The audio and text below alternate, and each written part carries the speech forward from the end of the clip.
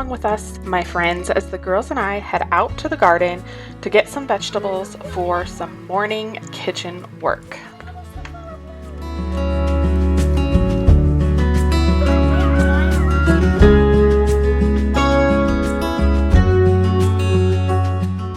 Our plan today is to make some dill pickles. Now my daughter has been asking to make the dill pickle chips like the hamburger dills. So we're going to go ahead and do that today, and we are also going to pick green beans that need to be picked, but also pick a couple cabbages because I have had on my list for a while to get another batch of fermented sauerkraut going. So I'll share that recipe with you here.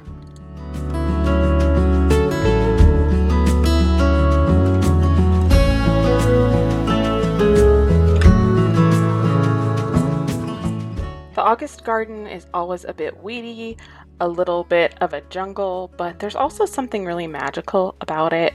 I know I really enjoy spending my mornings there, and both my girls really do too. They're such a help.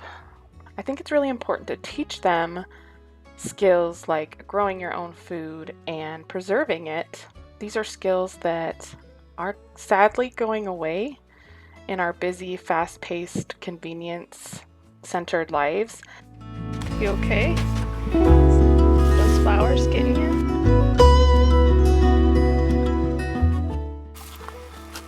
Yikes, how'd we miss that guy?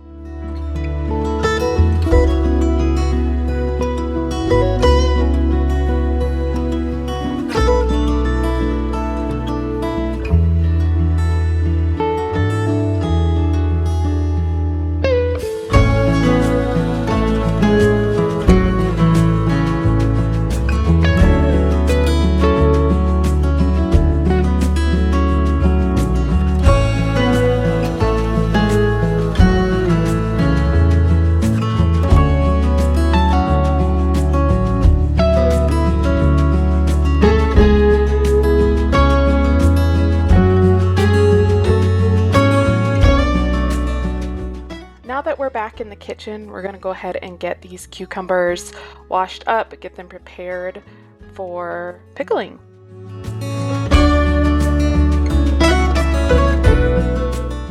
My daughter's going to go ahead and start slicing the cucumbers, and I am going to get started on this sauerkraut recipe. So I call it a recipe, and I'll go ahead and link one that's similar to what I use, but really I just follow a ratio, not really a recipe with sauerkraut. The idea is you're shredding your cabbage, and it can be any size shred that you like. Some people like their sauerkraut a little chunkier, some people like it a little thinner. And you're going to go ahead and use a good quality salt and salt down your cabbage about 2 tablespoons per pound, and you could see that I was weighing out my cabbage to see how big they were. So that's a good place to start. It depends on if you like your sauerkraut brine a little more salty or not. And then you're just going to start massaging in that salt, and as you do this, the liquid in the cabbage is really going to come out. That salt is going to draw the liquid out. It's really going to create its own brine. And it shows if I'm honest.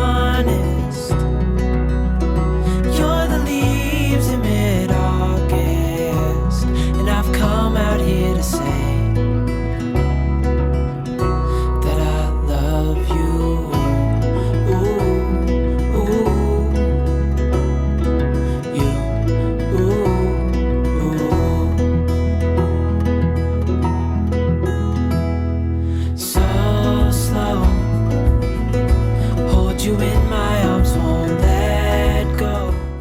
Just going to keep shredding and dropping my cabbage in this bowl, salting it as I go, and you'll see that this shrinks down a lot, and that is what you want. As the salt draws the liquid out and makes the brine, the cabbage itself is going to shrink down, and this whole big bowl is going to fit in a half-gallon mason jar in the end. Gut health is really something I've been focusing on this year, both for myself and my family. So making probiotic rich foods, eating lots of prebiotic fibers are really important to us. of our favorite foods that are gut healthy include sourdough bread, sauerkraut of course, homemade yogurt, water kefir, and other types of fermented veggies, just to name a few.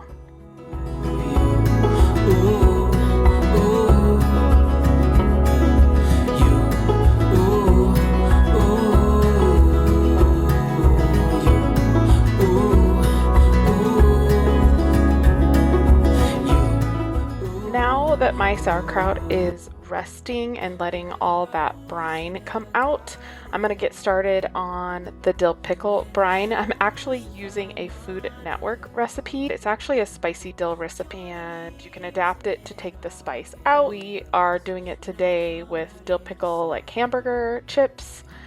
I've used this for dilly beans. In fact, I'm going to make a jar of dilly beans in this video. You can add more garlic. You can really adapt it to your taste buds, but this is a really good basic dill pickle recipe, and I will link that in the video description below.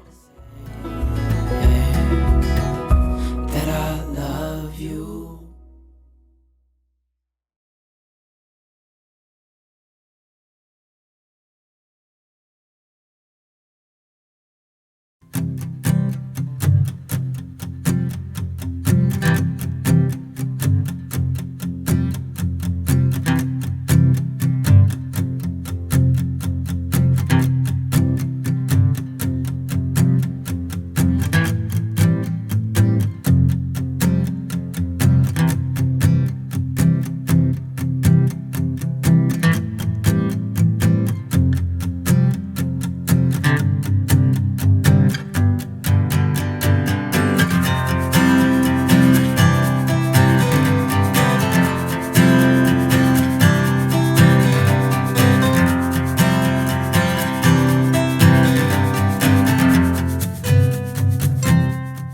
One thing I've learned to add any dill pickle recipe is the dill pickle crisp or extra crisp, and I just use the Mrs. Weggs brand. This really makes a big difference. I've only been using this the last year or so, but I highly recommend it. We actually almost forgot to put it in this video, so kind of had to back up and remember that. So if you've ever had trouble with your canned, jarred, homemade dill pickles getting soft and soggy, give this a try. It makes a really big difference.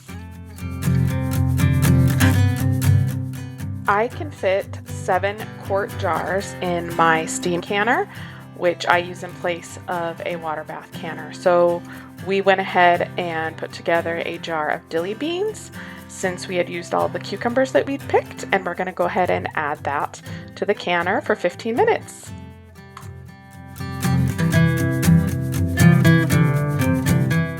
I get a lot of questions about my steam canner, and yes, I absolutely love it. A steam canner can take the place of a water bath canner, but it doesn't take the place of a pressure canner. So with the steam canner, you can do things like salsas, pickles, tomatoes, anything that's acidic, but you cannot do meats and any veggies that aren't acidic. You would need a pressure canner for that. But I pretty much have gotten rid of my water bath canner. I still have it, but the steam canner makes it so you don't have to heat up a great big pot of water. It actually comes to temperature a lot quicker. The gauge at the top of the steam canner is for adjusting it to your elevation. I highly recommend the steam canner. As you can see, I packed my half-gallon jar with the shredded cabbage that has been soaking in its own brine, and then I topped it off with the brine and put a extra cabbage leaf on top. The most important part of making sauerkraut is to make sure that all the vegetable is covered with the fermenting liquid, or else you'll have mold problems. That lid is not tight on there, it's just sitting on the top, and that just helps some of the gases release. And here, about a week later, you can see that I'm getting some fermentation bubbles going. Once this has been sitting and fermenting for about a week, I'll just put it in my refrigerator and enjoy it when we need a probiotic boost with our meals. We are now transitioning into our afternoon flow, our afternoon rhythm. My youngest daughter will go down for a nap, and I finish any little morning projects, wrap up any loose ends, And I also make sure that dinner is prepped and ready because most afternoons I am outside working on either home projects or I am working on my microgreen business. And today I'm headed out to my Microgreen Shoppe to do some harvesting. So I am putting some deer burger into my Instant Pot to make some quick and easy taco meat for tonight's supper. Tacos are one of those weeknight go-tos for us, especially using my Instant Pot, and really this isn't even a recipe. I put 2 pounds or so of burger in there with some spices. I use a mixture of cumin and garlic and salt and pepper, and I put some cilantro in there and a little bit of beef bouillon paste with about a cup of water, and I just set it to cook for 40 minutes to an hour. And I'll be honest, this burger was even frozen this night and it still cooked just fine.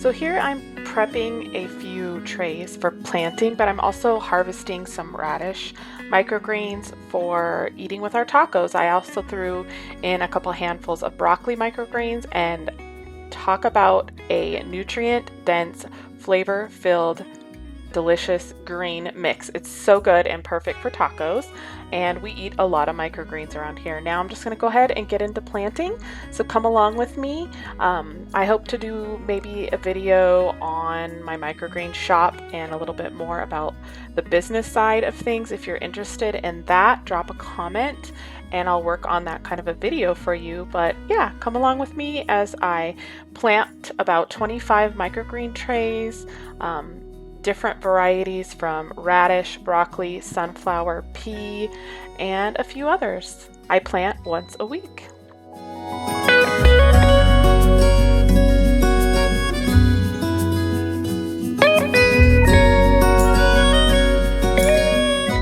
I just thought I'd explain really quick what I'm doing here. After my microgreen trays are planted, I then stack them 6 high to germinate. I put a big 13-pound paver on top to help weight the seed and help them germinate more evenly, and that always surprises people.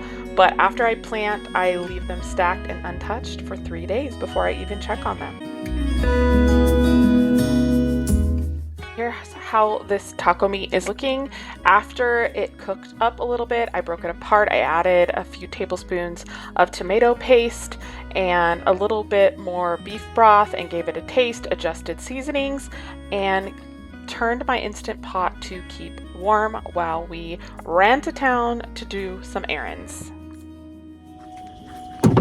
Thanks for joining us today. We just got back from town, picking up the son from high school, and it was a good day. We got some garden work done, work in the kitchen, some business stuff done. It was a good day.